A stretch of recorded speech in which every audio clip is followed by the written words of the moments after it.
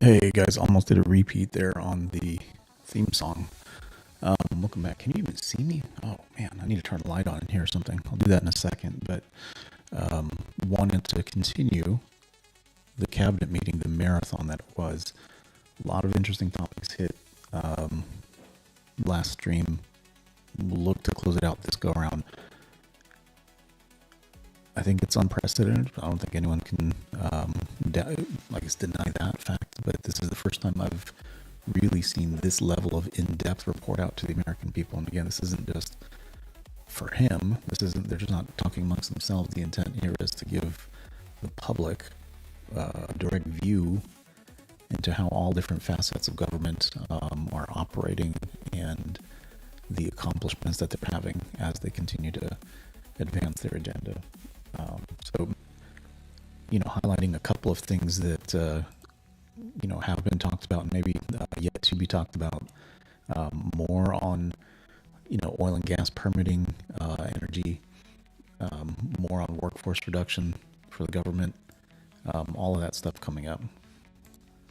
So let me get it, let's get it up and running here, and we'll take a look at comments as we go. And then as you're running for your second term, you put out a goal that when you put it out, I was thinking to myself, that's going to be a pretty ambitious goal. You said 10 for 1. Well, where we are right now, in just 1 month, in 1 year, basically 8 months, we are at 245 deregulatory initiatives planned by these agencies. That comes out to 30 for 1. So we are making incredible strides, and as you're focused on the details of each one, I mean, these aren't small things. Endangerment finding is one of the most deregulatory things in the history of this country. NEPA reform, incredibly deregulatory. WOTUS just came in, which is Waters of the United States. So every single one of these agencies is doing incredible work when it comes to deregulatory, and we add that to the work being done to get us going on energy, reduce spending. We're going to lower costs for the American people. We're going to be able to have innovative jobs and get them back to work. So thank you for your leadership, Mr. President. Thank you. Great job, Russell. Appreciate it. John, central casting, I call it. Central. Well, Mr. President, I'm grateful to be with everyone today. And as we're talking about jobs and workforce at CIA, consistent with your directives to all of us, we've embraced your mantra for a leaner, more effective, more efficient workforce.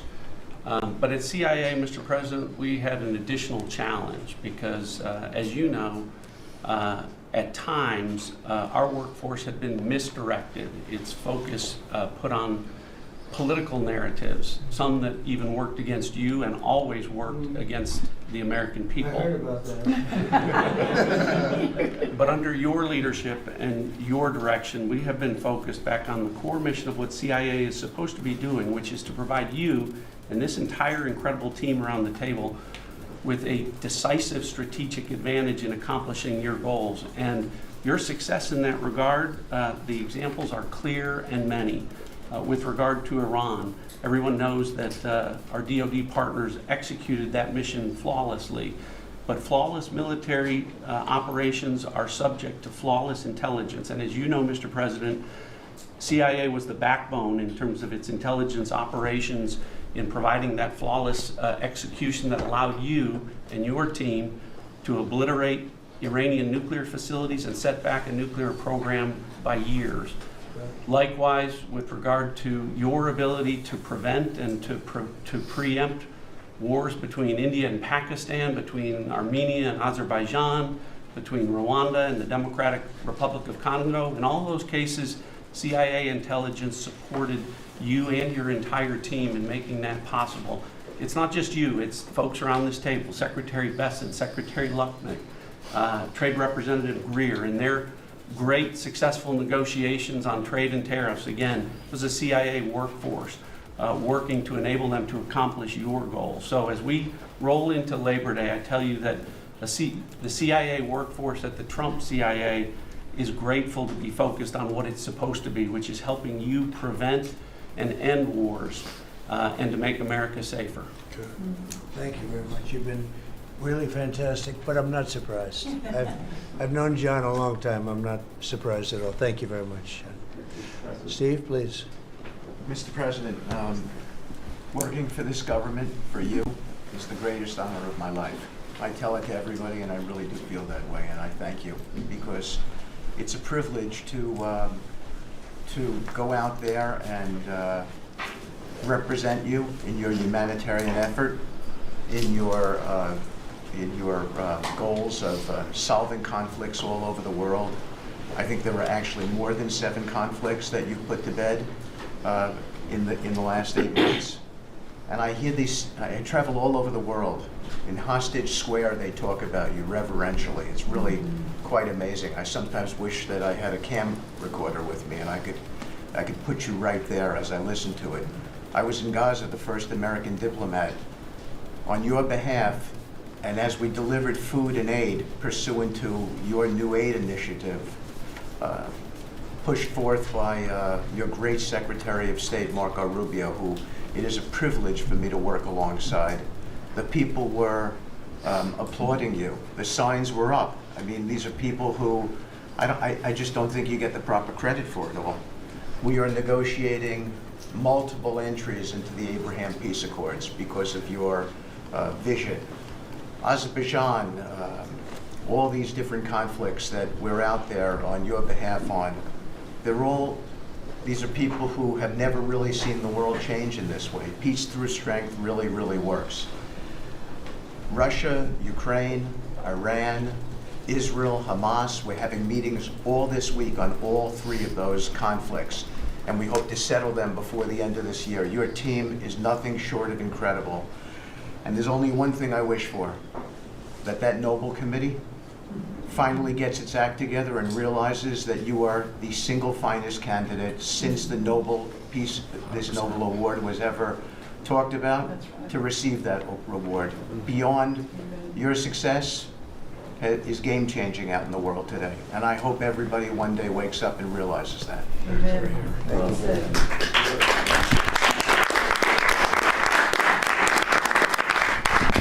Thank you, Steve.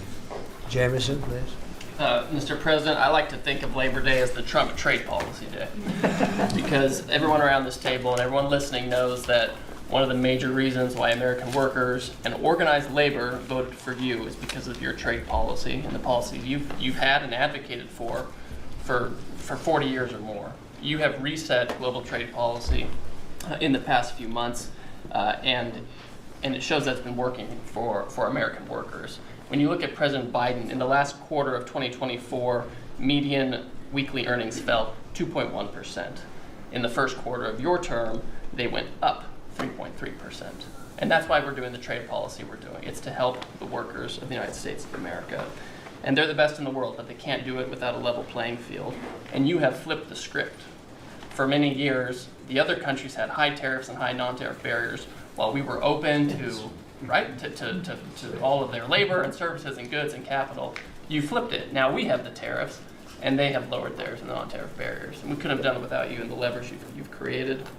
So between the tariffs and the deals, the hot streak continues for the workers of America. So thank you. Thank you very much. Really good job, by the way. He's a good negotiator. Good negotiator. Thank you. Please. Yeah. Well, Mr. President, I feel like, as everybody here has talked about how great working with this team is and all, but I do feel a special need that you've given me the privilege of working with the best of America. I get to take care of the veterans. I get to take care of the veterans who Labor Day really finds its roots in, if you think about it. We wouldn't have Labor Day if it wasn't for men and women who would leave their jobs and go fight this nation's battles to keep us free and independent so that they would have jobs to come home to. And over the past few years, they've been coming home to many times a government that was keeping them back, holding them back, taxing them, regulating them. And now we have veterans who represent the bill, the big, beautiful bill, they're the beneficiaries of. And I get to see them all the time because they're receiving the benefit because they see the jobs, they see the care that they're being given. And these veterans can look at their country with pride, knowing that we're taking care of them, just like you told me to do. When your only statement you said to me, I asked you what to do, you said, go take care of my veterans. Well, that's what we're doing. One of the other things we're doing right now is, for many of you, I love to hear how you're deregulating everything, and I've worked from Congress and worked with many of you before. I get to do the same thing with the largest bureaucratic organization in the government. We're deregulating from the inside. And it's amazing to me because we have such a powerful workforce at the VA who really want to do good, but yet they kept tripping themselves up. They kept making their own, they'd take one step forward and put a regulation in that put them 3 steps back, and it always hurt our veterans at the end. We're taking that away. We're making community care again, Mr. President. We talked about this yesterday. We're making community care a part of our direct care system. So if a veteran wants to get into the community, they have our direct care and they also have the ability to go into the community. Something that the previous administration decided they wanted to keep everybody inside because they thought it was a fiefdom they were building. I'm telling you, we're not building a fiefdom at the VA. We're trying to take care of a service organization that takes care of veterans. So how do we do that? We make best medical interest where a doctor can send a veteran to the community a lot quicker without having to worry about miles and time logged and wait times. Just get them the help they need. We've actually expanded out, and it's made a difference in this regulation, and also unleashed a workforce that is now free of the collective bargaining agreements and other things that have kept them from being able to do the job of national security that they've been intended to. I'm actually giving them the benefit of the doubt to actually go be the workers that they're called to be, and that's what Labor Day is about. The VA is going to have the best workers. But just to let you know how that's working out, wait times at our hospital are going down because we're getting them in our hospitals or into community care. And then one for you, Mr. President, you heard about this a lot, and that was backlogs. At the backlog when I first came in, I've said this before, in February we had over 260,000 backlog. That means over 125 days of not getting an answer. In just a little over 4.5 months, we've dropped that over 100,000. We're under 150 and heading down to historic lows. We'll be within the next month lower than any time under the previous administration at all. That means our veterans are getting the help they need. So when you look at it this way, we've opened new facilities. We've put new facilities in places where workers can get to. We've expanded out hours, over 1 million extra hours, so veterans, younger veterans in particular, can get off of work and bring themselves and get their appointments in after hours or on Saturdays. That's what it means to be in the Trump administration. That's what it means to take care of veterans. That's what it means for Labor Day. Because you can't forget the ones who fought for us to be on this table today. And it's all because of what you've done and the progress that we've made. Well, you've done a tremendous job, and I hear it all the time. We have a 93% approval rating at the VA now. And you know what it was before? It was like horrible. Yes. So thank you very much. Mr. President, there's been some conversation about the Pete and Bobby challenge. I would just note that I don't think Pete or Bobby could hold these sticks for 2.5 hours. Exactly. If they want that to be the challenge, so be it. But I think 50 pull-ups and 100 push-ups might be You know, easy it is compared to impressive. it. Really It is. They are We didn't have this problem with Biden. We're not It was shaking. in and out very quickly. So kudos on Labor Day to the audio team that's holding the sticks. But Mr. President, it's pretty great to celebrate Labor Day with a builder who loves labor, who loves the men and women who have built this country, the people that sweat, that have great skills, they have grit. They do the dirty jobs of America that have made this country great, and you know them very well because you have worked with them. The great Trump projects have come from the very men and women we're going into this weekend to celebrate. We all want to claim Labor Day in our departments, but I'm going to claim this at DOT because, you know, roads, bridges, pipelines, shipbuilding, rail, passenger, and freight all fall under the great men and women who wear boots and make this country wonderful. And at DOT, we We don't want to have the Congress spend money. We want to take the money that Congress gives us and actually deploy it and put these men and women to work building the great projects of this country. The use of the big, beautiful projects that connect this country. And that's why we have got rid of the DEI. We've got rid of the green. We've done what we can to streamline the regulation to move these projects faster. Time is money, and time has been money. Even Democrats agree now that it takes too long to go through the regulatory process. So we're going to move these projects faster, putting the great American worker back to work. I want to make a quick comment. We've all probably talked about this horrific accident in Florida, and I appreciate the help of Christy and Marco on this very issue. But in May, we said, listen, it's a safety issue if you can't proficiently speak the English language. And we gave states a little over a month to comply. And Washington, California, and New Mexico have refused to comply. And by the way, this individual in Florida received a CDL from Washington, from California, and received a speeding ticket after our rule went into place, and they didn't stop him. And had they taken him out of service, he wouldn't have been in Florida, and we'd have 3 beautiful people alive today. And I make that point because it's the work that maybe no one sees that then shines a light when horrific things happen, but also that your cabinet works together and teams up to make a difference for the American people. Real quickly, so we have a safety mission at DOT. I don't know that you'd think of the transit unions in the greatest cities of the country, New York maybe being one of them, that support us, but they do, because the violence in the subways and on our buses across the country, the transit workers are the ones who take the most abuse. And they're grateful for the mission of everybody around this table fighting to make their communities safer. So I appreciate everyone's help on that. But the transit unions love the effort that all of us have put in together. One quick FAA. We are about to put out a request for proposals for a big, beautiful bill. We got build. We got $12.5 billion in the big, beautiful bill. We need more, but this is a great start. I expect the middle to the later part of July, we'll be through the process to bring the proposed integrators to you for selection, so we're looking forward to that. We will have the most, I'm learning from you, this is going to be the greatest contract ever crafted in the federal government for this build for air traffic control. Really, it's innovative, and we have unique tools at FAA. It's going to be a great contract. Bobby left me out of the windmill conversation, Bobby, so there was a study done in the last administration that said if you build windmills 1.2 miles, within 1.2 miles from a roadway, it can mess up the automation and technology on a car. Same thing 1.2 miles from rail. The last administration buried that report, Mr. President. And so now what we've said is, what we're going to do is say, listen, I'm sorry, it is a safety risk to build windmills this close to roads. By the way, they want to build them by roads and by rail. We're going to say no more. It is a safety risk, and we have a report to show that. And just real quick. It's a good idea. It's a good team effort. I wasn't invited to the party, but I'm still going to throw it to the party. Maybe next time, Bobby. One last thing, we have this Mars to Moon mission at NASA. No, Moon to Mars mission. Sorry about that. But sometimes people think that space doesn't matter to them. But if you look at every rocket that's launched, the machinists, the truck drivers, the electricians, the welders that build these rockets, in the industry that has developed over the course of the last 10 years in space, it's truly remarkable. It's not just rich guys sending up rockets in partnership with NASA.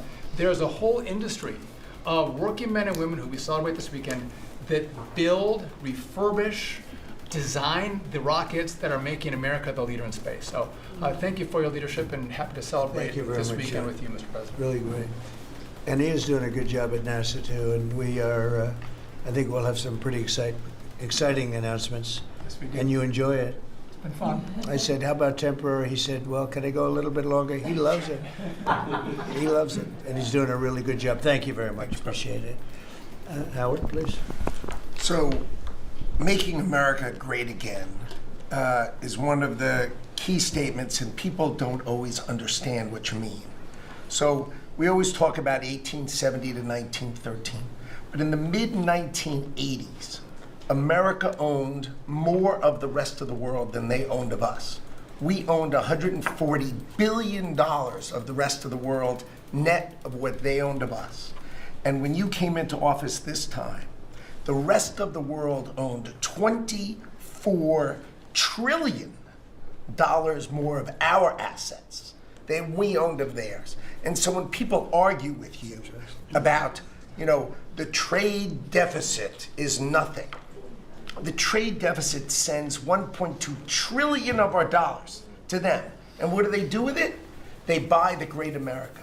Because when we learned in college, what we learned was that if you keep printing these dollars, they're supposed to devalue.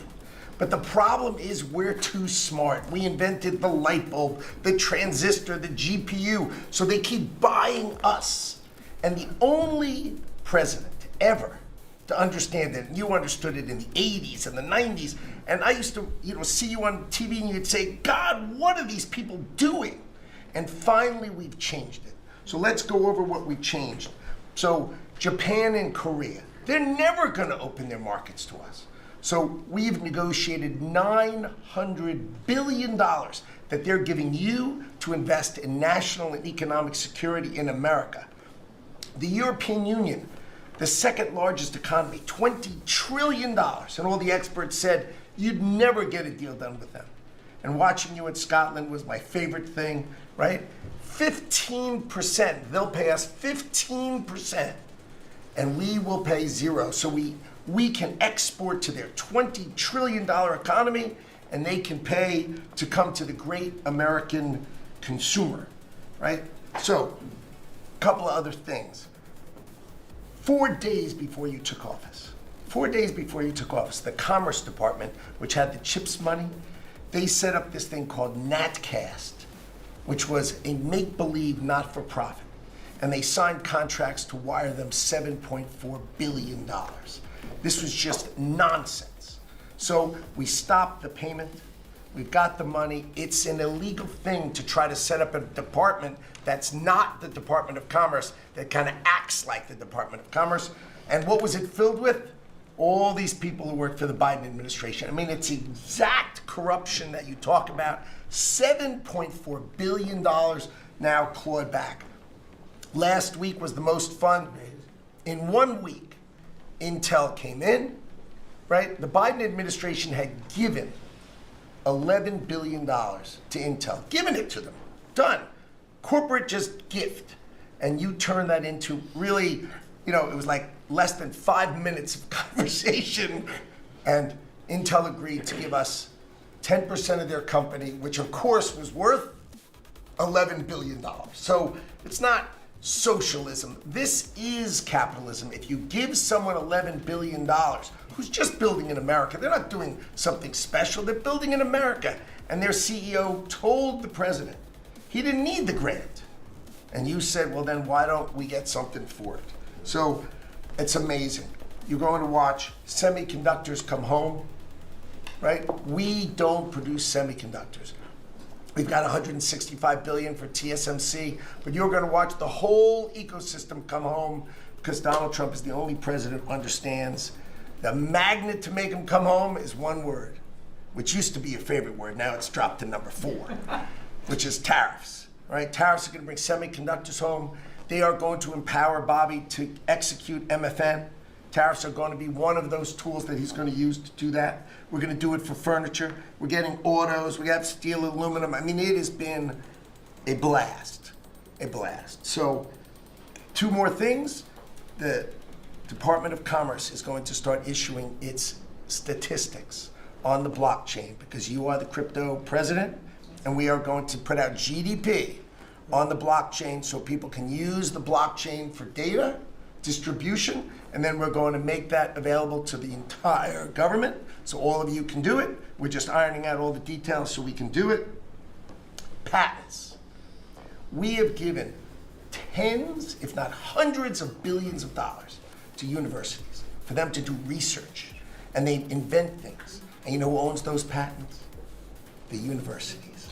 So we are going to make a deal with them all, which is if we give them the money, don't you think it's fair that the United States of America and the taxpayers who funded it get a piece of that, right? So we wrote a letter to Harvard, so Linda and I working together.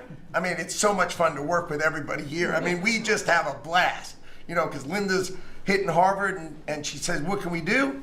And now we send them a patent letter and we'll hit them again. So we're having fun together. This is the greatest cabinet working for the greatest president, and I just want to say thank you. I'm having the time of my life working for you, Mr. President. Thank you.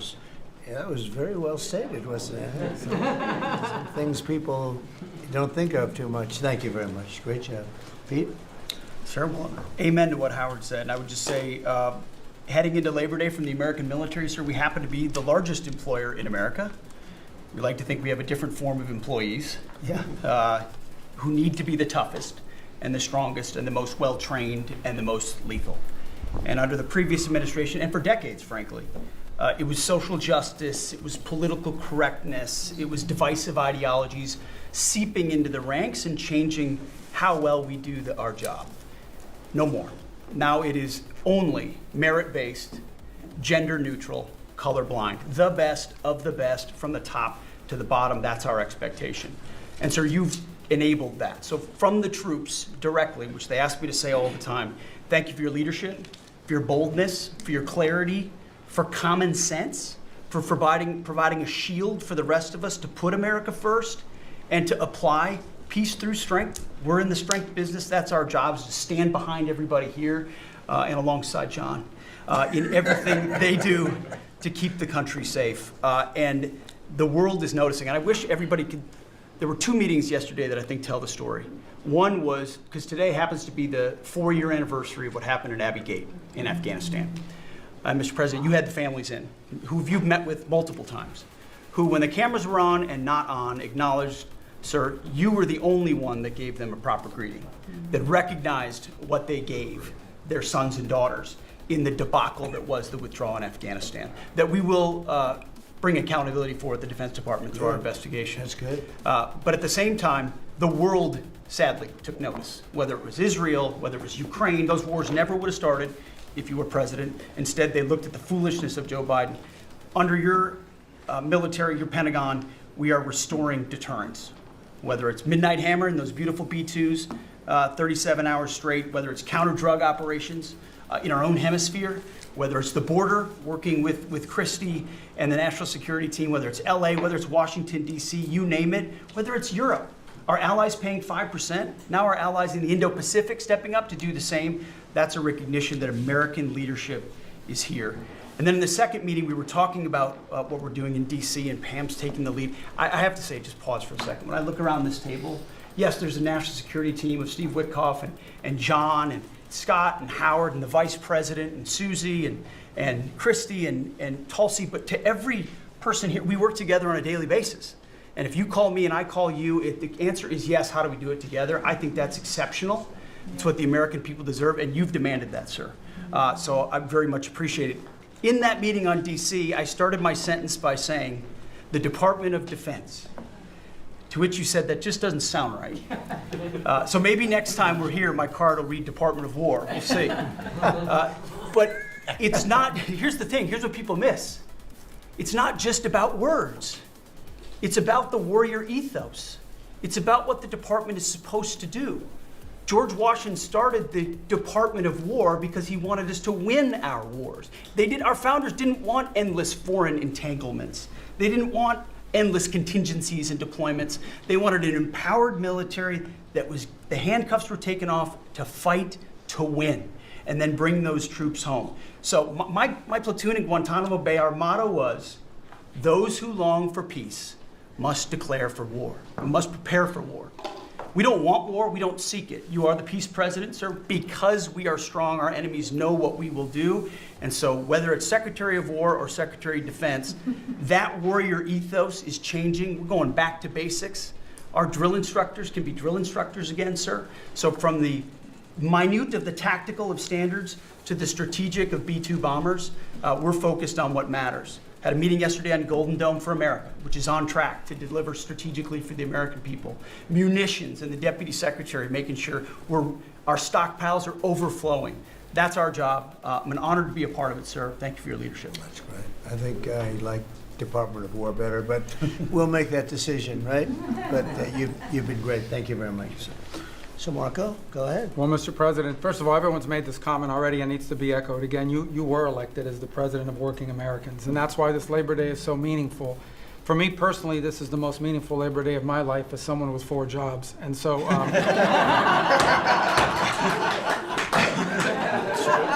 it's true. And but on the point of, you made it very clear from the outset, even in foreign policy, everything we did has to be pro-American. It has to make America stronger or safer or more prosperous. And there's just a few things I want to touch through because it involves your team under your leadership making it happen. The first is, for the first time in the modern era, we are truly on offense against organized cartels that are pumping poison, killer poison, into our cities. And that's a team effort.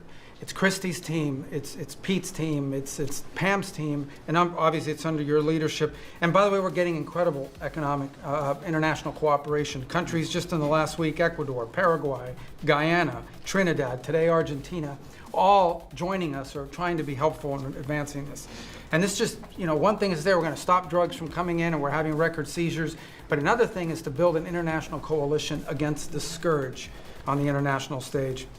The second is mass migration, illegal mass migration, which is dangerous for the country but harmful for American workers. What's happening on the border is essential, but it's not just what's happening on the border. And again, Christy and her team have been essential in this. We have countries all over the world that are actually helping us, whether it's through safe third country agreements, whether through it's stopping the migration flow from coming here in the first place. Incredible international cooperation. You've redefined our border. It's no longer just our physical border. We are doing things ahead of time to prevent this from happening and getting cooperations from countries that we've never seen before. And last, I would say, and Steve touched upon this, who, by the way, is doing a phenomenal job. Steve is both a great negotiator and he's also a nice guy, which are 2 tough things to pull off together. But it's incredible. But we both work for the peacemaker in chief. Think about it, how fortunate we are as Americans to have a president who's made peace a priority. And just since the last time we've met, there was a war going on in Cambodia and Thailand. Between Cambodia and Thailand. The president just picks up the phone and tells them to stop fighting, and within 72 hours, the fighting had stopped. There's no other leader in the world that could have done it. And the fact that you were willing to spend time to do that and to make it happen is, of course, essential. And then the war that didn't happen because of Azerbaijan and Armenia coming here to sign that peace deal, which is historic in so many countries. Many countries said, that's never going to happen, it isn't possible. And it occurred, Mr. President, because of your leadership. And then on a point of personal privilege, I wasn't even going to raise it. I haven't even talked to you about this. It's a little controversial, but I think I need to bring it up at this time of year. This thing about people getting married on Saturdays during college football season is a scourge, Mr. President. It's dividing families. And I don't know if we can have an executive order on this, I'm just saying, but it's really difficult. There's 7 other months of the year that people could get married, so I just wanted to say that because it's very, very difficult. Thank you. Fantastic. Thank you very much. Doug, please.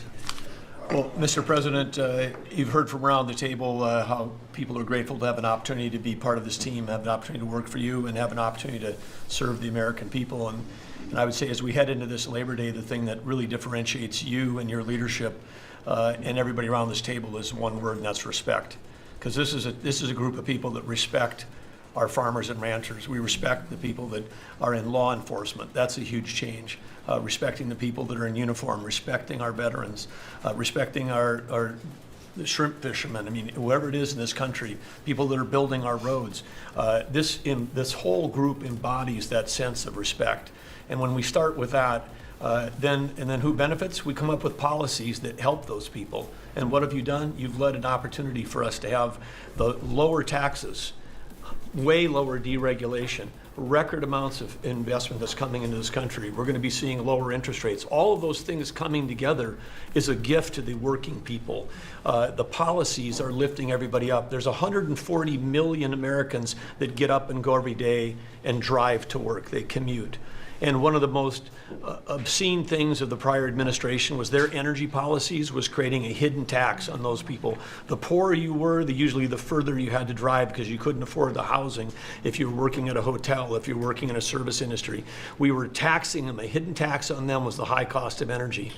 You're perhaps one of the only leaders in the world that understood the connection between peace abroad and prosperity at home. was directly connected to energy policy. You came in and said, we're going to sell energy to our friends and allies. We're going to bring prosperity to home through policies here by having lower energy prices. And we're going to stop funding wars abroad with energy policies that help their adversaries and hurt us. You said we're going to sell energy to our friends and allies. And with the work that Jameson and Howard and Scott and everyone has done on these trade deals, we're going to have an opportunity to have a renaissance in American energy, selling energy to the world, which is going to help bring peace abroad. But the real key thing, in closing, I want to say is, You know, a lot of folks talk about bootlicking and the way everyone's opening up, but do you guys think he really means it? I mean, all of these folks, they really are committed to the vision and the outcome that's been projected by the president? I mean, I think it's more that than anything else. two things. One has to do with the U.S. Park Police. That's the group here in Washington, D.C. They're the oldest uniform law enforcement group in the nation. You coming out and visiting with them in person before they went out on the surge. Not only are carjackings down, muggings down, homicides down, everything down, morale is through the roof. Just like Pete saw, we've got record people signing up to want to be part of our military. You have breathed life back into the profession of law enforcement. Your respect for law enforcement is so incredible. It's making a difference. And then us giving them the tools. On a lighter note for everybody here, one of the rules that under President Trump we were able to change for the U.S. Park Police was they could do a pursuit. I was shocked to find out when we were talking to them, like, oh, you pull somebody over and they just drive away and you can't pursue them? I mean, like, and they said, no, we can't. They said, all rules. We got that rule changed in 24 hours because of President Trump's leadership. The next night they had so much fun. They pulled people over, they started to take off, they chased them, they stopped them, and then the bad guys, some of these were in cars that had stolen plates. So they take the plate off, they steal them off somebody else's car, they know it, the plate doesn't match, they know they're doing this thing. The bad guys in the car said, what, you're not supposed to chase us. Like, you're breaking the rules. The bad guys are telling us to break. No, we're back in action. So it's like, and so the morale is high. They all wanted to say thank you to you. Yesterday, you announced increasing the number of U.S. Park Police that we're going to hire. This is the group that protects not only our sacred monuments of democracy here, but also the Statue of Liberty and the Golden Gate. This is a great group. But on behalf of all law enforcement, we say thank you. And as Chris Wright was talking about electricity, I want to close with that. We've solved amazing things in 7 months, but the big challenge we have against the remaining is, solving Iran's nuclear thing, that was an existential threat. China beating us in the AI arms race, that's an existential threat. We finally have a president who talks about it. You talked about it in your opening remarks. You've signed executive orders. You understand that essentially we used to say hundreds of years ago, people started saying that knowledge is power. But now, for the first time in history, we can take electricity and we can convert it into intelligence. So it's flipped. It's no longer knowledge is power. Power is also knowledge. And while we're ahead on the technology, we're way behind China on the amount of electricity they're bringing online. And your strong position to support affordable, reliable energy using our nation's resources, including those across the Department of Interior, bringing back coal mining, bringing back mining, bringing back timber. All the industries that have been killed in this country are coming back to life because of you. And with your leadership, we have a chance to not only win the AI arms race, but actually dominate it the way we're dominating in other things. So thank you, Mr. President. Thank you very much. And we're leading that race right now by a lot. And we're going to keep the electricity coming. You know, in China, they do it very quickly. They have one person that says, do it, and that's it. But essentially, we have one person that says, do it. And we've given that order, and the job they've done has been amazing. And I want to thank again, Lee, what you're doing in that regard is so important. And the rapidity, just as fast as them, because it's a question of a week versus a day, and that's not going to make the difference. But you've done fantastically, and Doug and Chris, amazing job. So we've done this for a little while now. I don't think you've ever seen anything like it, and I think Sean was right. These guys that are holding this up, if you ever try holding your hand out for 2 hours, that's a long time. These are pretty strong characters. You've been doing that a long time, I guess. Congratulations. Are you getting tired? Are you getting tired? I'm looking at these guys. They look like they have no problem. It's amazing, actually. It's I think they would have beaten you guys in the test.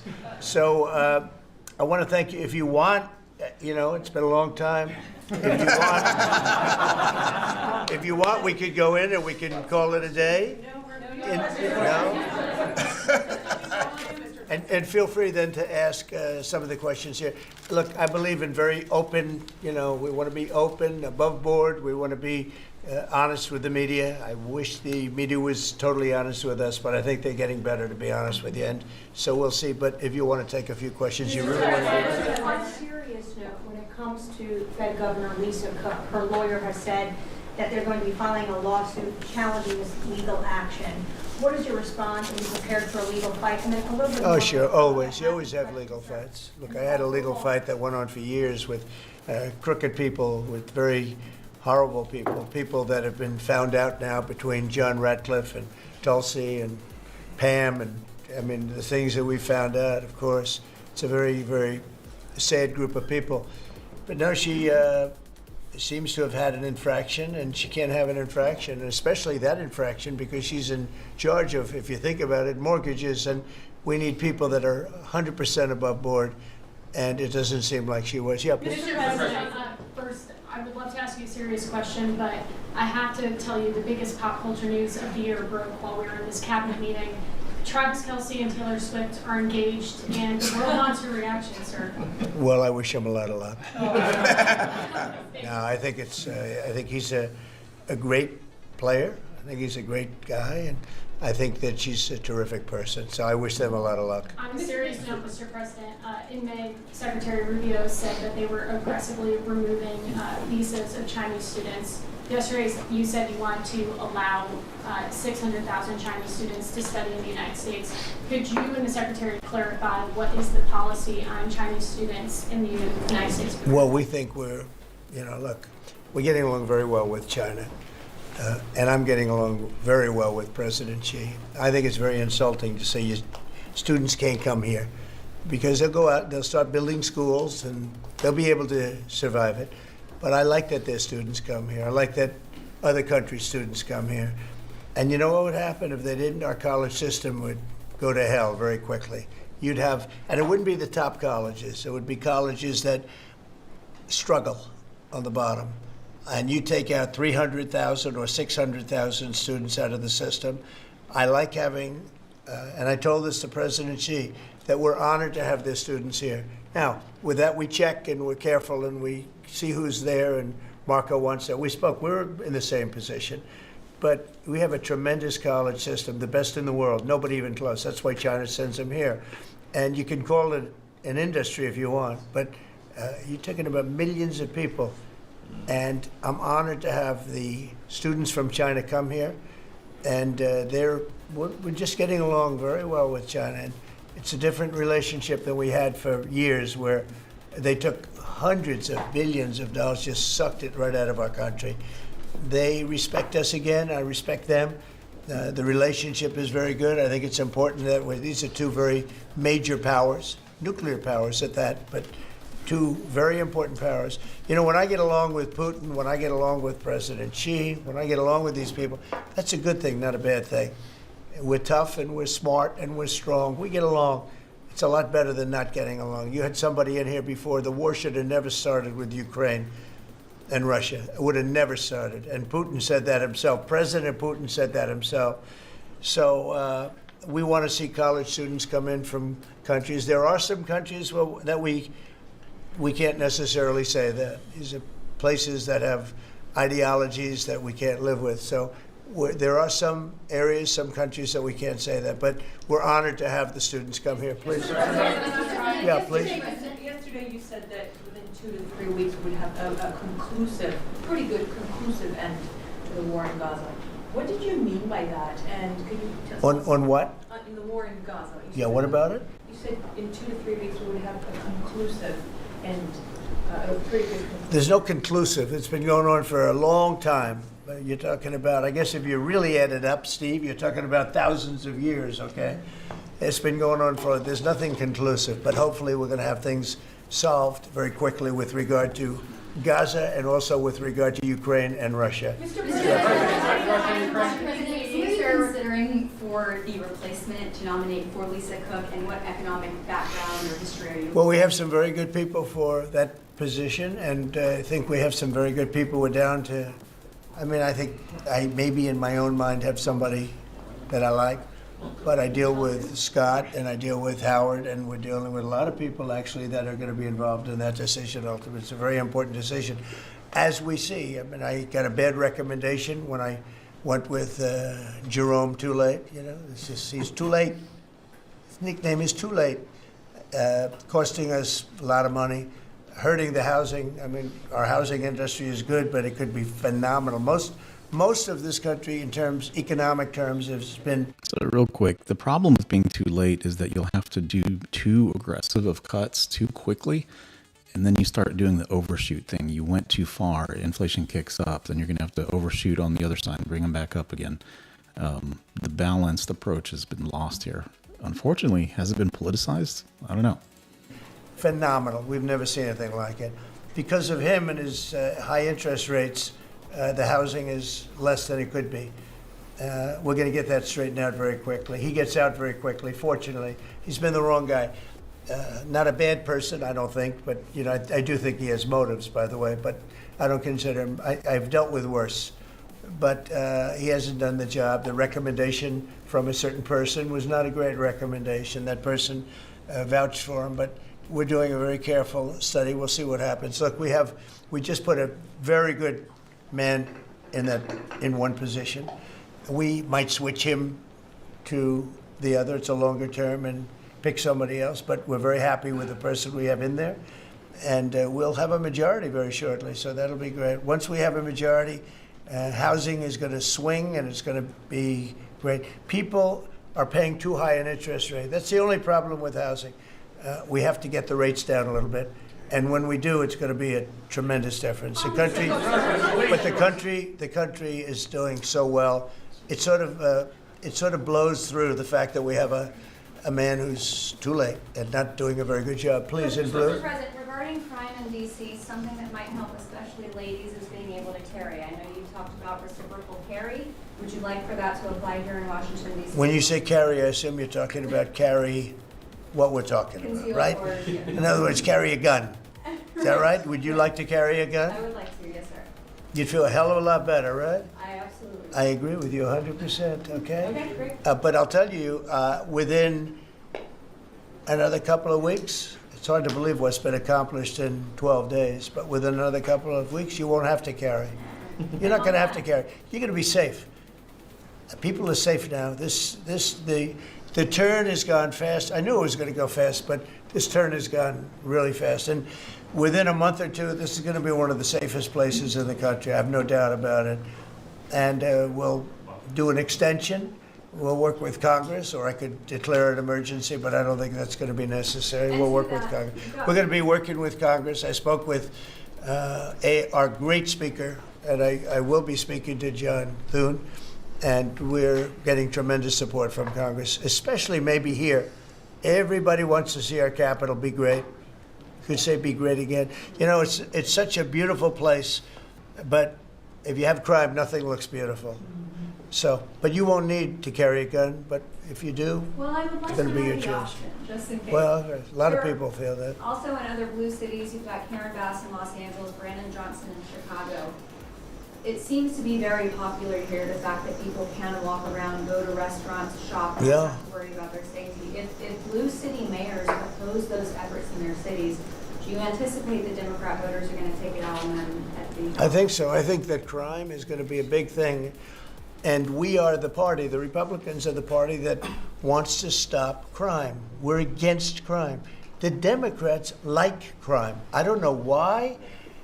I mean, we talk about common sense. I think I got elected on talking about common sense. The border, we have to have a wall. We don't want transgender for everybody. We don't, as I said before, we don't want to have men playing in women's sports. I mean, you see the difference. Weightlifting. Take a look at weightlifting. Take a look at long distance running, where a runner came in 5 hours and 14 minutes ahead of another runner, both champions.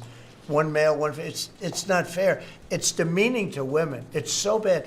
But they have another one, and I think this is the beauty of them all. Crime. They're against crime prevention. You can't do that. You can't do that. And I think to myself, I say, is there some game? You know, they're smart people. Is there anybody that could cheat like that in elections is smart, okay? And there's never been in history anybody that could cheat like that. They're smart. They're brilliant in many ways. I say, is there some trick to this? When they say, Trump is in Washington, D.C., stopping crime. He's a dictator. And people are being mugged like your brilliant associate here. I don't know how you're alive. I mean, based on that story, you got very lucky. You didn't just... I'll be right back, guys. Keep going here. Again, this is an unprecedented cabinet meeting. 3 hours long. Unbelievable. All he had to do is this, right? And, you know, it's pretty amazing. So we have something. I think we have two things. I think what Bobby was talking about with respect to drug prices is unbeatable. Nobody else could have done it but us. And I think that crime will be the big subject of the midterms and will be the big subject of the next election. Think of it. They are, instead of saying, Trump's right about crime, it's really bad in Chicago. You have a guy in Illinois, the governor of Illinois, saying that crime has been much better in Chicago recently, and Trump is a dictator. And most people say, if you call him a dictator, if he stops crime, he can be whatever he wants. I'm not a dictator, by the way, but he can be whatever he wants. I think it's going to be a big subject for the midterms, and I think the Republicans are going to do really well. They called it a trap. This Democrat consultant, they said, he's put him in a trap again, because these are all traps. You know, 80-20, but they're not 80-20. They're almost 100-0, all these issues. But I would say that crime is stronger than men playing in women's sports. I think it's stronger than transgender for everybody. You know, it's transgender for everybody, according to them. It's stronger, of course, this is the cause of it, open borders. Open borders gave us a lot of this crime. So, you know, so they're sort of on an equal footing, I guess. But crime is going to be a very big subject. And you know what he should do if he was smart? Illinois or New York. So, comment from Ravel. Where'd it go? It disappeared on me now. I lost it, but something to the effect of there it is. He's on a tangent now. He's defensive. I mean, Obama also would kind of meander a bit, but kind of do so expressing his thoughts, kind of thinking out loud with the audience, right? I don't see this as being any different than that. Or if they want, or Gavin Newsom, they should call me and they should say, you know, we've got a problem. You know, we could solve with this team, different players, but work the same way, because you'd leave them here. You don't want to take them out and let it go to hell. Everybody's so happy and I bet you walked over here today and you had no fear. Nobody has any fear anymore for the last 12 days. But it would be so smart. Gavin Newsom called me up, say, you know what, we have a big problem. We have the Olympics coming up. We want to do well. We have tremendous problems on crime and other things, and would love some help. Chicago in particular, maybe right now. I mean, it's a disaster. It's a disaster. We could solve their problem it's bigger than this, let's say 2 months, okay? Working with their police. I know their police very well. I have a big project in Chicago. I was so proud of it. It's the best site in Chicago. I got it. Nobody else got it. I was happy as hell. That was when I was a real estate guy, and I got it. The Sun Times site, they call it. And I built the building. It's a great building. And I'm so embarrassed when I see the kind of crime stats coming out there. So embarrassed.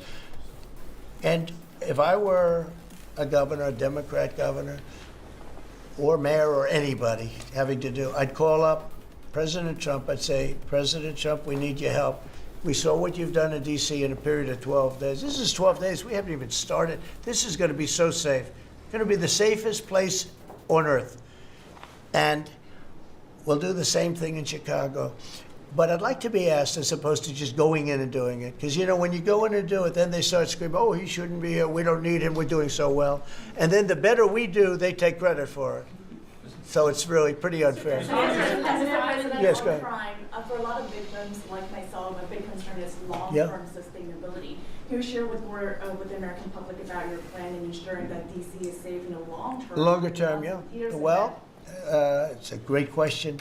Number one, we want to stay there for longer than 30 days, as you know. We have an absolute mandate, and I can extend it, but I'd rather not have to declare a national emergency because by that time, I mean, right now there's not an emergency. We've done, as you sort of said yourself, it feels like a different world.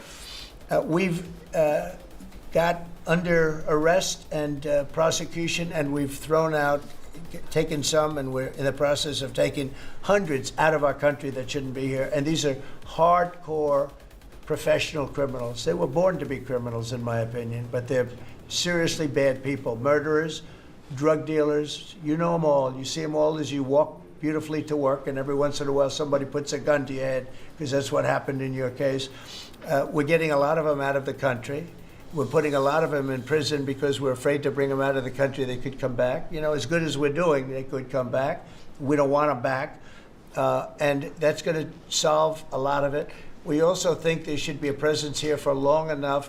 We should also work with our police department because you have very good police here. Very good. We're working very well with them, by the way. And we have to work together for a while. We have some people that are very tough and very strong. Working with the police, they're going to be able to handle it. And you know what? If it gets a little bit bad, just a little bit, I'll bring them back in and we'll straighten it out and we'll make it perfect. You're going to be so safe in the city. And you're going to have the city beautified. We're going to be giving out, we're working with Clark, as you know, construction. They're the biggest. They're working with me also. We're building a beautiful ballroom for the White House. They've been after it for 150 years, employs a lot of people. It's going to be as beautiful a ballroom as has ever been built. And Clark is the big builder in this city. They've done, I guess, a majority of the good work, the big work. And we're working with them on the beautification, the fixing up of the roads, the fixing up of the medians, between the roads so cars don't wrap into each other. They wrap into, I have one piece sitting on the ground for weeks. This was a year ago when I had to come in, unfortunately, for fake court cases, and I looked at the condition. We have it fixed up a lot right now. You know, the tents are removed and a lot of things have taken place. But I'd come into this city and I'd say, boy, does it look bad. The filth on the roads, the medians were broken and always laying down and nobody would fix them and all of that. Well, we're going to have new medians. We're going to have a nice topping put on the road. We're not going to rip the roads apart and start a construction project that lasts for 2.5 years as they rebuild the road, which they don't have to do. And we're going to have this place so beautiful. That's going to be a part of it. Now, the biggest part is crime, but it's also a part, you know, when you see a dirty city, it's like I told, I don't know, it became the #1 thing viral. I said my father is a smart guy, he's a great guy, he's a loving, wonderful father, but he could be a little on the tough side. He told me that, son, when you walk into a restaurant and you see a dirty, filthy door going into the restaurant, don't go there because the kitchen's dirty also. When they see a dirty Capitol, the rest of the world, they lose a lot of respect for our country. This Capitol is going to be so beautiful. We're going to have new poles, new lights, new fences. It's stuff that, when you add it up, it's money, but it's peanuts compared to what we're talking about. And we're also going to have great safety. Mr. President, I wanted to ask you on crime and also a question on foreign policy that maybe other officials can weigh into. And on crime, Iris shared her story, and you mentioned, you know, people going to dinner. That was a terrible story. I'm just amazed she's here. When the gun is, Pam, when the gun is put to the head, did they ever capture these people, by the way? I kept calling, but I haven't heard back about this guy. It'd be really great if you could maybe give the information. She's very good at capturing people, you know? She's very good. If you could give that information to Pam, would be great. Would you do that? Yes, All right. Wouldn't you'd love to see them? I would assume you'd like to see them captured. For sure. You can't. You just can't. For years. Yeah, take a good look at that. So, Go ahead. So go ahead. Just a few weeks ago, I was out to dinner with my husband, and then, you know, we're taking the metro back, and then we get attacked on the metro. They're throwing things. Some teenagers, you know, like throwing liquid at us. Oh, they're throwing things. They throw. How about where they chop down the granite curbs and the concrete curbs? But the granite curbs so expensive. You know, those granite curbs. No. Isn't this interesting? The reporters are having this conversation with the president that they themselves have been subjected to so much, having to operate and work out of D.C. that this is a welcome change for them. Like, isn't that an odd dynamic? A lot of the folks in the press here being so supportive of it because they, day in and day out, they have to deal with it. Nobody uses them because they're so expensive. And you see a guy chopping them and handing out big chunks of them like a brick because they couldn't get in because people were stopping them from walking out. A little bit unusual when you're walking with a bag of bricks. Generally speaking, Sean, that's not a good sign. Right? That's not a good sign. But they now come in with hammers. They can disguise a hammer, and they start pounding the concrete and the granite, and they hand out chunks. And those people take those chunks and start throwing them at cops, or they stand on the top of bridges and they drop them down into the windshield of your car, and you get killed running into a light pole. It's those days are over. I wanted to ask you, Governor Hochul, Kathy Hochul, said that she spoke to you on the phone, and you said you might send National Guard troops to New York. You mentioned that. So will you? I'd love to do it. If she'd like, I get along with Kathy. If she'd like to do that, I would do it. See, look, New York has difficulty like other, and I don't want to make this I want to make this like friendly, but. Yeah, this is kind of a thin line that Hochul's walking here, where she needs some of this support from Trump potentially, but doesn't want to outwardly come out and accept his support, right? The places we're talking about happen to be virtually all Democrat run. Now, take a look at your 25 places that are most troubled. Everyone, except maybe one, and it's way back in number 24 or 25, but essentially 25 out of 25 are run by Democrats, and cashless bail was a disaster. When they did that, and I believe... Hey, Justin, Social Security is going to be all right. I don't think you should be worrying about Social Security. It was instituted first in New York, but when they did cashless bail, that was a tragedy for this, because that's when it really started getting bad. When somebody kills somebody, you don't say you can come out, you don't have to put up anything. You put that person in jail and you find out whether or not it's true, but you don't give cashless bail with a promise to come back in a couple of months, we'll start talking to you, because they go out and they kill other people, and you can't do that. The cashless bail has been, it's just a woke thing. It's got to stop. You see that, Christy, better than anybody. It's got to stop. It causes unbelievable, and we're doing that. We're stopping it in D.C. I would love to have the governor of Illinois call me and say, look, we have a problem in Chicago. We will stop that problem in Chicago in 2 months, maybe less, 2 months. We'll stop it. These are tough cookies we have working for us. These are tough cookies. These are not politically correct soldiers that I won't go into definitions of what that means, but these are not politically correct soldiers. These are rough guys. I watched it last night. I see it. I saw them the other day when we went down and we spent some time together with them. These are tough cookies. These are not people that you're going to laugh at and spit in their face and they're not going to do anything about it. And these people, they're afraid, these gang members who are bad people too. These are bad, these are just bad people. Ours are bad, but they're bad in a good sense, right? You don't understand that, Scott? And we can solve Chicago in 2 months. Now, then, as per your statement before, we have to keep it going, and we'll be able to keep it going. The first thing you have to do is get it down. We are very close to being in that position in D.C., and within a month, we will be, within a month from when we started, which is quicker than I thought. You're going to feel very, very safe. I think you feel very safe right now. But I would love it to have these governors, mayors call me and say, we'd like to invite you into our community because we have a problem and you can handle the problem and we can't. One other thing, sanctuary cities, they should be terminated. They're sanctuary for criminals. They're safety and security for criminals. They are very, very bad. And all of these places have big sanctuary cities, and all they're doing is protecting criminals. Okay. About Lisa Cook. You have spoken out very strongly for a long time about what you see as the weaponization of government. Yeah. Is your administration weaponizing No. government by digging into the mortgage records of officials you don't like? No, they're public. I mean, you can find out those records. You can go check out the records yourself. And you should be doing that job, actually. You wouldn't do that because that's not the kind of reporter you are. But you should be doing that job. I shouldn't have to be doing it. if you did your job properly, we wouldn't have problems like Lisa Cook. But Go ahead, would you were going to say so would you something? be- So would you be Go. trying to fire Blue? Lisa Cook if she had voted to lower interest rates? On national Please. security. I think we have to have lower interest rates, yes.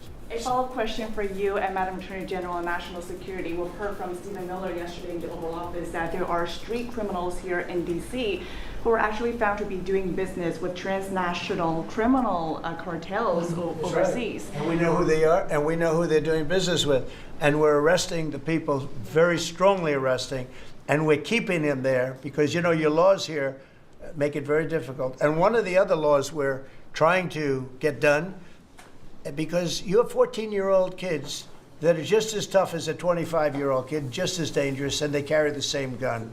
And we have to make a provision where they're treated like older people, because these are seriously tough, bad. They're children, but they're criminals, and they're really bad criminals. And they're used by older people because they never get charged, because you can't do anything to them. But we are getting that changed, Pam, I hope, because you have 14-year-old kids that are evil, they're sick, and they have to be put away. Something has to be done, because you can't have a society where they're allowed to walk the street. You know that better than anybody. Mr. President, on your way to Alaska. I can't believe it. You're not tired holding that? Look at this. How strong are you? How strong are you? Look at him. He's been holding that thing for 3 hours. You're a good fisherman. Go ahead. On the way to Alaska, you had mentioned that there would be severe consequences if Vladimir Putin did not agree to a ceasefire. Yeah. After that summit that was rolled back, given the negotiations, is he back on the clock now? I want to see that deal end. It's very, very serious what I have in mind if I have to do it, but I want to see it end. I think that in many ways he's there. Sometimes he'll be there and Zelensky won't be there. You know, it's like, who do we have today? I got to get them both at the same time. But I want to have it end. We have economic sanctions. I'm talking about economic, because we're not going to get into a world war. I'll tell you what, in my opinion, if I didn't win this race, Ukraine could have ended up in a world war. We're not going to end up in a world war anymore, but it would have ended up possibly in a world war. That would have been they were ready to trot. But just like India and Pakistan, we're going to end up in a nuclear war if I didn't stop them. You know, it's sort of strange. I saw they were fighting. Then I saw 7 jets were shot down. I said, that's not good. That's a lot of jets, you know. $150 million planes were shot down. A lot of them, 7, maybe more than that. They didn't even report the real number. And I'm talking to... Folks, a lot of people throw around the fascist term. What does that mean exactly? Everybody just throws it out freely, but in terms of Trump's behavior, or what exactly are y'all referencing? A very terrific man, Modi, of India. And I say, what's going on with you in Pakistan? Then I'm talking to Pakistan on trade. I said, what's going on with you in India? And the hatred was tremendous. Now, this has been going on for a hell of a long time, like sometimes with different names for hundreds of years. But I said, what's going on? I said, I don't want to make a trade deal. No, we want to make a trade deal. I said, no, I don't want to make a trade deal with you. You're going to have a nuclear war. You guys are going to end up in a nuclear war. And that was very important to them. I said, call me back tomorrow, but we're not going to do any deals with you, or we're going to put tariffs on you that are so high. You were there, Howard, right? Yep. You're going to put tariffs on you that was so high, I don't give a damn. Your head's going to spin. You're not going to end up in a war. Within about 5 hours, it was done. It was done. Now, maybe it starts again. I don't know. I don't think so, but I'll stop it if it does. We can't let these things happen. The Russia-Ukraine situation, last week, 7,012 soldiers, 7,012 soldiers died. They were Russian, they were Ukrainian, they weren't American, so a lot of people would say, what do you care? They're not American. I care. They're 12,000 over the last couple of weeks. All right, so sorry the chat's going quick for me, but where did it go? Justin, thanks for chiming in on this. Fascist is when he thinks it's okay to jail people for speech. just one creepy hiding man. Who has he jailed for speech? Where 12,000 people died like in 2 weeks. You know, we're talking about. I mean, keep in mind, he went to Scotland to his own personal castle to meet with the PM of the UK, Keir Starmer, and the press asked about the importance of free speech, looking to see if he would kind of take a jab at Starmer, and he did, because the free speech laws in the UK are, well, I mean, it's just about non-existent at this point. It's a really sad situation. Crime where somebody's killed here or somebody. Think of it, you have your son leaving Russia, leaving Ukraine, their little house, wherever they live with their parents, they're waving goodbye, just like our parents would wave goodbye. And they're waving goodbye, son. And then a week later, his head's blown off in a stupid war by a drone, a whole new form of military problem. So, no, I'd like it to stop. I want to get it to stop. And it will not be a world war, but it'll be an economic war. And an economic war is going to be bad. And it's going to be bad for Russia, and I don't want that. Now, I have to also see, because not everybody, you know, Zelensky's not exactly innocent either, okay? You know, it takes two people to tango. And I say it all the time. You got to get them together. I get along with Zelensky now, but we have a much different relationship, because now we're not paying any money to Ukraine. You know, stop that. We're paying money to ourselves. What's happening is NATO is buying all of the equipment and paying in full. But even with that, forget about that. I want to get it stopped, because it's a lot of lives that are being lost. Every week it's 7,000, 5,000, 6,000. I get the reports, and I see battlefields. I'd rather not see them. And you know, you read about Gettysburg.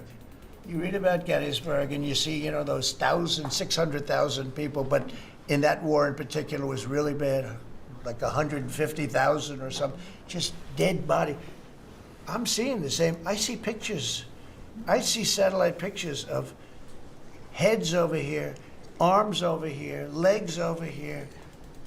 And this is like a modern age. It's no different than the worst wars that I've ever seen. And if I can stop it because I have a certain power or a certain relationship, I had a very good relationship with President Putin. Very, very good. That's a positive thing again. And I think I'm probably the only, Steve Witkoff would tell you I'm the only one that can solve it. I don't know, you've told me that a few times, unless he was saying that just to build up my ego, but it's not really. I have no ego when it comes to this stuff.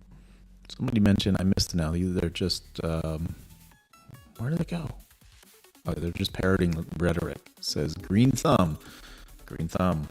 Let me know if you're all for the Green New Deal. Anyway, just parroting rhetoric. I think that he's kind of stating his principles. This is the foundation upon which he makes decisions, and a lot of his policies are based on. If I just want to see it stop. Thousands of young people, mostly young people, are dying every single week. If I can save that by... Yeah, good point, Stephen. I mean, Trump voters are extremely wise. I mean, imagine that, folks. All of these good things happening. As time goes on, things will continue to get, I think, even better. I do think there is going to be a bit of a dip, a significant one economically, because for a variety of reasons. We'll cover that in a different stream, but it's carryover from the past 4 years. Doing sanctions or by just being me, or by using a very strong tariff system that's very costly to Russia or Ukraine or whoever we have, you know. But I stopped 7 wars, and 3 of those wars were going on for more than 30 years. You know, if you look at Congo, if you look at, just look at any of them, almost all of them were going on for an extended period of time. Now, interestingly, one had just started. It was 2 days old, and you know that one. And we did that one when we were in Scotland negotiating. It was 2 days up, but there were 2,000 dead bodies laying on the border, and I got that one stopped too. And I'm very honored by that, but I still, the one that I thought would be the easiest is turning out to be the hardest. That's President Putin and President Zelensky, but I think I'll get it done. Why do you think that? Why is it harder than you thought it would be? You never know. It's war. Can you stop the family? With war, you never know, right? War's very tricky, very horrible. But with war, you never know. Things change. People go into war, think they're going to win the war, and then they get their asses kicked. And they lose their country, and they lose millions of lives. Nobody goes into a war thinking they're going to lose. They go in. I'm sure that Ukraine thought they were going to win. It's going to be, we're going to win. You're going to beat somebody that's 15 times your size. Biden shouldn't have let that happen. Biden shouldn't have. I mean, the man was grossly incompetent. He should have never been there. That would have never happened. But you don't go into a war that's 15 times your size. Do you think Say it. The Fed just put out a statement saying that Lisa Cook has indicated through a personal attorney that she'll promptly challenge this action in court, seek a judicial decision that would come. All right, this is an interesting one now. Let's see how he responds. The Federal Reserve Board Governor Lisa Cook has been removed. Mortgage fraud has been cited, similar to Adam Schiff. Earlier questions were asked about mortgage fraud specifically, but let's see how he talks about the lawsuit that has been pushed out there. Will he uphold any court decision? Confirm her ability to continue. That's all right, whatever it It is. says the Fed will abide by any court decision. Thank you very much for reading You abide it. by a court decision. I abide by the court, yeah. I abide by the court. Yes, please. That's enough. That's enough. Mr. Go ahead. Vanity Fair, what other companies are you thinking about taking a stake in? Well, we didn't take a stake in the sense that it was reported. Everyone said, I bought a stake in Intel. No, I got it for free. I said I was with the... I got it for free. So taxpayers own part of Intel now. We need that thing to skyrocket. Make that the next NVIDIA. Is that a correct statement? Howard was there. Absolutely correct. Scott knew all about it. They came in. A man was charged with something by a very good person. Senator Cotton made some statements about the gentleman that was running Intel. When he came in, and I said some rough things about him, I said, I'm not happy with it. And they called, and he was very devastated at what I said. I said he should immediately resign. And he came to see me, and I was very impressed by him, actually. And he made a mistake, or factors happened where something like this could have taken place. And in the meantime, his board was staying by him. And I said to him, and it took about, I would say, less than 45 seconds. I said, you know what you should do if you're smart? Give the United States of America 10% of your company. And he looked at me and he said, I'll do that. I said, I just made $11 billion for the United States. And we made the deal. I didn't pay, we didn't write a check. Now, I guess Biden, with his stupid CHIPS Act, handed money to all these people that didn't need any money. It didn't do anything. They're giving billions of dollars to everybody. They all have so much money, and they have more money. But there's no commitment that you had to build. They just took all this money. It's the stupidest thing I've ever seen. All right, question in the chat. What do you think of Trump's past bankruptcy? He's committed lots of fraud. Really? He's committed lots of fraud? He owes money to contractors. He hired and never paid. How is his past fraud excusable? I don't think there have been past frauds. The court cases were clearly politically driven, the recent ones here. The bankruptcies, when you're a billionaire, you don't operate individual businesses. You're not running day-to-day things in those businesses. At his level of wealth, you have a portfolio of companies that you manage, and you set targets. It'll hit this level of cash flow. It'll hit these margins. There's different targets, and you monitor that, and you have people you've hired to bring ideas to the table as to how they can maximize the margins and cash flow and so forth. And you give things a timetable. If you're not able to turn around an asset that's kind of teetering, not doing so well, if you're not able to turn that around within a few years, you don't want to continue investing in that. You shut it down. You sell it off, or in this case, they bankrupted those companies. They just closed them down. Close those down, take the proceeds from whatever sales happened in bankruptcy and put that into the winners and double down on those investments. I mean, that's portfolio management. You look at any major company, and that's standard practice. See, with tariffs, they have to come in, because if they don't come in, they can't sell into our country. So it's power, and you don't have to give up any money. But I said to him very simply, I'm glad we're straightening this out, because everyone thinks I bought in. No, I said, it would be great, we'd be a great partner for you, and I want to see Intel do well. You know, Intel was a great company, and it can be a great company again. But I said, I think it would be good if we own 10% of your company. He said, I'll make that deal. And it happens to be worth $11 billion. So we made $11 billion for the country, and then I was criticized by some of the fake news media. That's not the American way. Actually, it is the American way. Now, if I can help other countries or do those deals with others, I would do that. I think it's great. It's good. Builds up our balance sheet. Let me tell you, our country is becoming very rich again. You don't see it. When the CBO came out on Friday and said, we just found $4 trillion, and that goes to reduce our deficit, $4 trillion, and it was from the tariffs. Our country is becoming very, very rich again. I hope you get used to it. You know, you're going to have to get used to it. Guys, I just want to send some well wishes to Gary Area. It sounds like he's having a really bad day. I hope things improve for you, Gary. Reducing the deficit. Any update on your previous talking about potentially giving Americans a tariff rebate check? Any Well, we have a lot of money. Scared of big bad Dems? How come lights are off? I'll tell you what, I'll make the lights blue if it'll make you more comfortable. How about that? Siri, make the study lamps blue. There you go. Coming in, rebate check for the Americans, and it's coming in at tremendous numbers. Don't forget, I would say, Scott, we probably are talking about right now 50%, maybe even less than that. With all the money you're hearing is coming in, you're talking about, you know, a lot of it hasn't kicked in yet. And when it really kicks in is in 2 years when these plants are built and opened and the money starts pouring in, right? But, I mean, there's a concept of making you could call it a dividend, as we would say, making a dividend to the people in this country who have had to suffer through stupid leadership. And they paid a lot of taxes and they got nothing for it. Or they got attacked like you were, okay, for it. No, there's a possibility. Primarily, we want to pay down debt, but there's a possibility that we take a piece of it and make a dividend to the people. Mr. President, I have a question for Steve Witkoff, if I may. Yeah. This past weekend, Sergei Lavrov was saying that Putin will not sign a peace deal with Zelensky because Russia views him as illegitimate.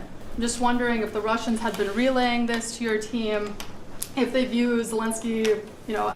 Now, this is interesting, right? That these comments have been said, but watch how Trump responds to this, right? A lot of times other politicians would have beat around the bush, not addressed it, but watch how he addresses this, right? You talk about transparency and how folks are kind of being able to see that play out in real time here. As a leader worth signing a peace deal with, if they will go to the table. Doesn't matter what they say. Steve can answer, but I can answer too. Doesn't matter what they say. Everybody's posturing. It's all bullshit, okay? Everybody's posturing. How'd you like that? My Lord, everyone's posturing. It's all BS. Unreal. I have never heard a politician be so straightforward about things and just kind of call it like it is. I mean, how can you not like that?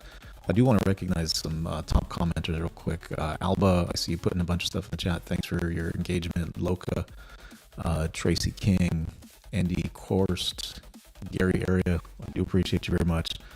Alvarado, Trudy, CJP, I appreciate you guys. Thanks for your engagement, and everyone else as well in the chat.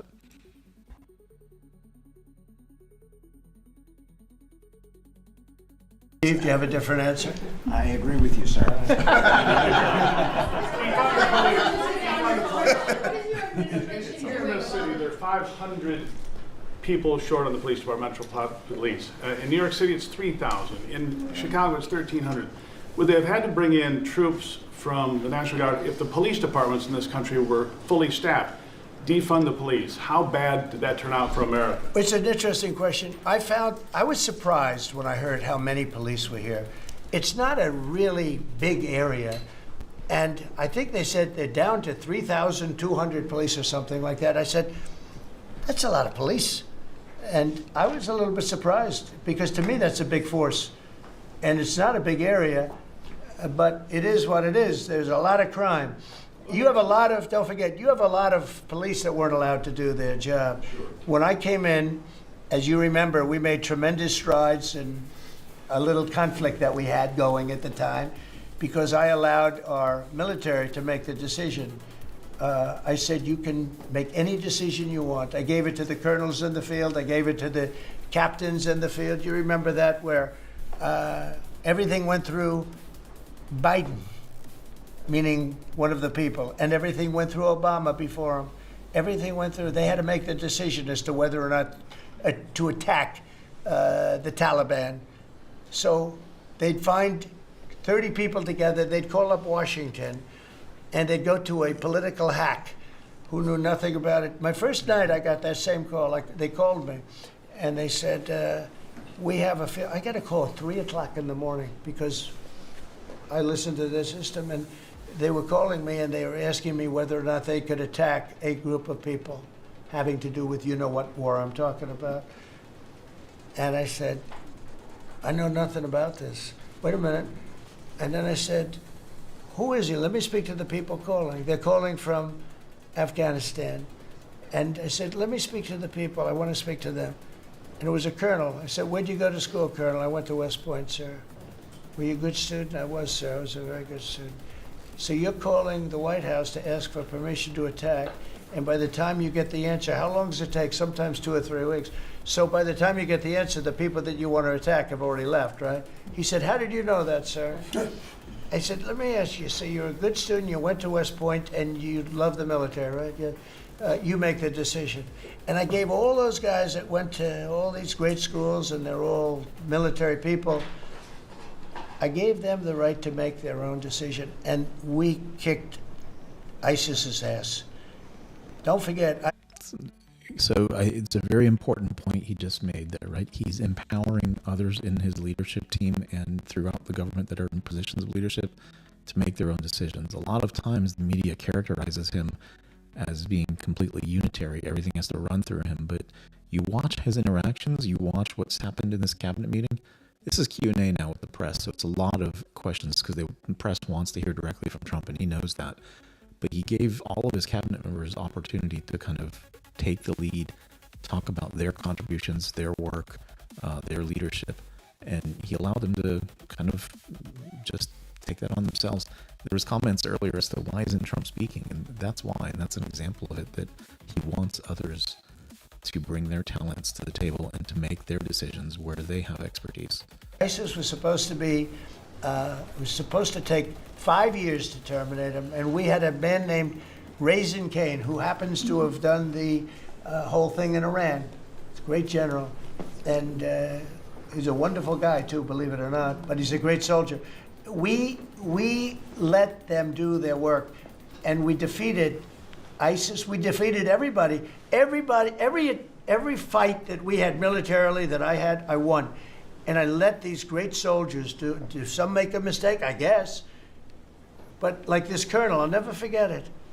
Where did you go to school? I went to West Point, sir.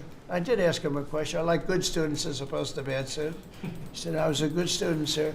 And I said, you do what's necessary. And, you know, I don't want to sound overly vicious, but he wiped out the entire group of very bad people that want to kill us. So you have to let them do their job.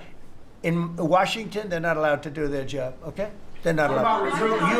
You have great police. You have great police, but they're not allowed. Hello. Go ahead. On Congress, Mr. President, would you be open to a year-long continuing resolution? I'm always open to whatever is necessary. Here's the problem in Congress. You have Democrats that will never vote for anything. I could say that we're going to lower your taxes by 50%. We're going to guarantee you free cities, safe cities. Nobody will ever get touched, molested, beat up, shot in the head. We're going to give you the greatest country ever. We need your vote. And they won't vote. And they do it in unison. The only thing they do good is cheat on elections and unite. You know why they unite? Not because they're good or they're loyal people. They unite because they're afraid. They're afraid. Unite because they're afraid. That's a really good point. A lot of things being fear-driven, right? the identity politics, a lot of that is fear-driven.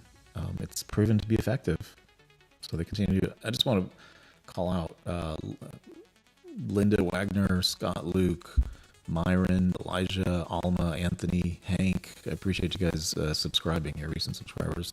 Thanks for jumping in with me. Of the radical left, and you can't get their vote. So we have a vote coming up at the end of September, and I think we're going to pass it because we have the majority. And I think almost every Republican will vote for an extension. Because no matter what deal you make with these people, look at Schumer. He made a deal a year and a half ago, and after making the deal, he's been almost run out of the party. He's not the same man. He's not the same man. He's finished. He aged 20 years. He's become a Palestinian, by the way. We call him our great Palestinian senator. But Chuck Schumer, and I wrote him a letter. I said, Chuck, That has to be one of the funniest things I've heard. I can't even believe he says the stuff he says sometimes. really great. Thank you very much. And somebody gave the letter to the press, not me. And he was destroyed because they thought I was being sarcastic, and I wasn't. He made a great decision. It kept our country open. That was a positive. But you can count on almost no vote. I mean, I see things. I'll give you an example, crime. So we're going to pass a bill to stop crime. We may not get one Democrat vote, okay? We may not get one. So when you say continuing resolution, I guess so, and it's going to be passed exclusively by Republicans. On farm Mr. President, visas, why do you use you mentioned in continuing Iowa that resolution, you wanted to see sir? some changes to the H-2A visa Yeah. program for farm workers. Right. You mentioned in Iowa that you want to see changes. Do you want to see that before the fall harvest? Well, I love both groups, and we take care of our farmers, and we also take care of the people that want bad people out of our country. And we're working on something that's going to work really well. We take care of our farmers, but we also have to take care of those people that voted for me because they don't want criminals in our country. And we're working on something where we can take care of both. Mr. President, you were talking about the CBO report that two of your cabinet members were talking about. I remember back on Liberation Day, many of us reporters covered your detractors, people saying that it was going to explode the deficit and therefore explode the debt. Who all has called you to say I was wrong? I think they're introducing new reporters in there to kind of provide a check and balance to some of the legacy reporting staff that had traditionally been as part of the White House. I think it's great, right? The bickering back and forth that happens sometimes between them. That's very good. You know the answer to that. Okay, yeah, please go ahead. Governor Pritzker said yesterday that at a press conference that he would encourage nonviolent resistance to the National Guard if they were sent to Chicago. What's your response to that? He said what? That he would encourage nonviolent resistance if the National Guard is sent to Chicago. Look, this guy doesn't know what resistance is or nonviolent resistance is. He's a bad politician. It's amazing. I mean, if he didn't have the money, he wouldn't get any votes because there's no compelling reason to vote for him. The guy's a major loser. But it would be nice if he would call me. I would change my mind immediately. He said, because everybody knows Chicago is a hellhole right now. Everybody knows it. It's not like he's saying, Chicago has much better numbers, right? Well, what's much better? You mean 100 people are going to be murdered? It's going to be much more than that. So I have to say, I was in Chicago recently, and I had a nice time, but it's because we were kind of in a bubble. It's not to say we didn't see some vagrants and this and that around us, but we were very conscious of that. But there are portions that you cannot go to. I would have much more respect for Pritzker if he'd call me up and say, I have a problem. Can you help me fix it? I would be so happy to do it. I don't love... Not that I don't have the right to do anything I want to do. I'm the President of the United States. If I think our country's in danger, and it is in danger in these cities, I can do it. No problem going in and solving, his difficulties. But it would be nice if they'd call and they'd say, would you do it? And we do it in conjunction. Now, we work very well with the police because we naturally get along with the police. So the police and us work really well together, whether the mayor is opposed or whether, you have a really rotten mayor there too. He's got a 6% approval rating in Chicago. And I see black women wearing a red MAGA hat last night on television. Please let the president come in. My son was attacked.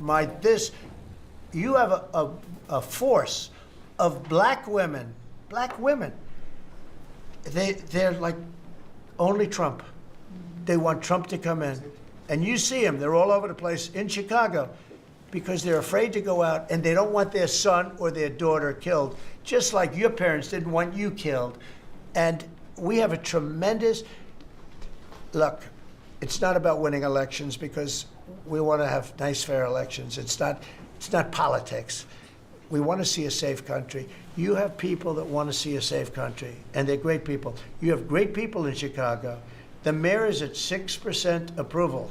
He's an incompetent man. He should have never been put in a position like that. He can't handle it. You have an incompetent governor there. You have an incompetent governor in California, Gavin. I know him very well. He's incompetent. He's a nice guy, looks good. Hi, everybody. How you doing? He's got some strange hand action going. I don't know what the hell his problem is. It's a little weird, to be honest. There's a little something shaky going on there.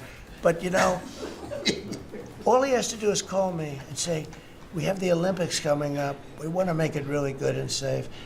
And I'll put some really good, great American patriots in there, and you won't have any problems. Don't forget, it's loaded up with some stone cold killers, some really bad people, some people that were just born to be bad. They're criminals, bad criminals, dangerous. And we can solve the problem for them very quickly. Very quickly. Okay, you know what I think? I think this. You have not had this happen for 4 years.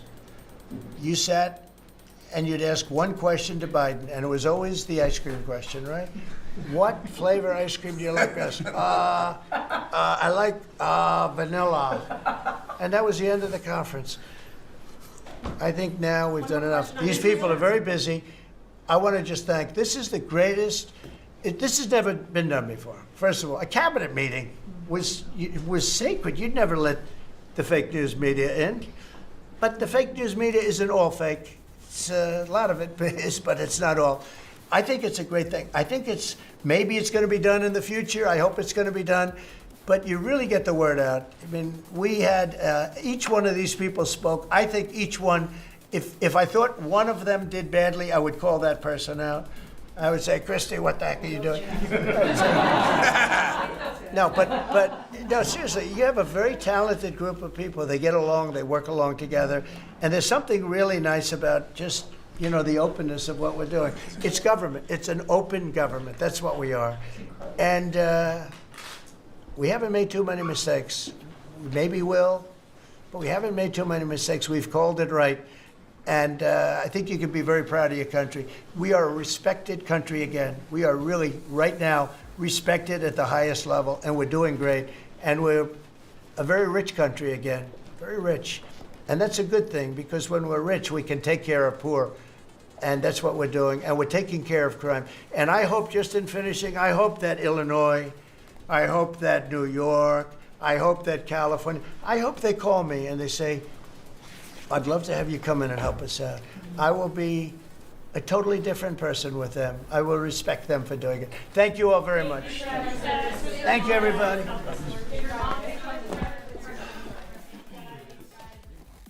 And there you have it.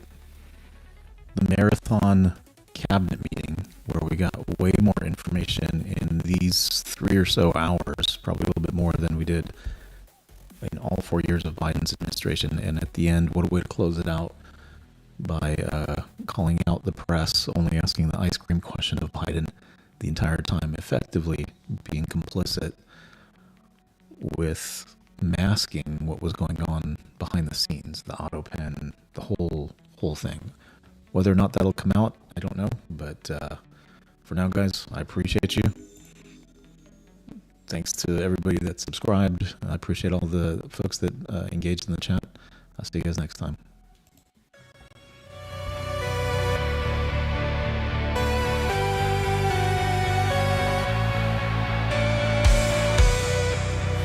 The words of the liar's mouth, causing their followers doubt.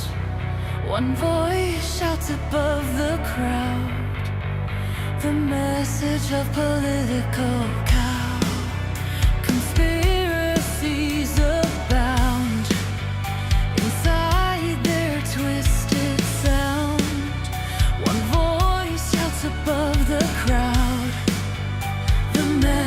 message of political chaos.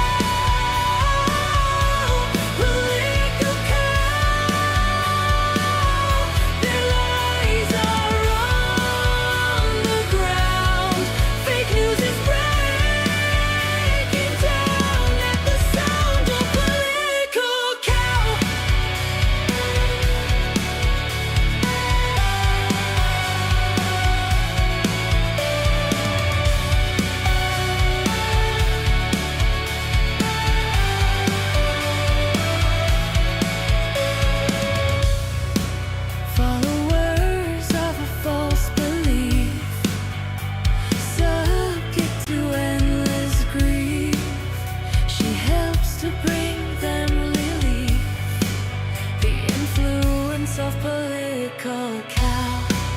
All your community loves you. We know that your heart is true. We would be lost without you. The influence of political cow.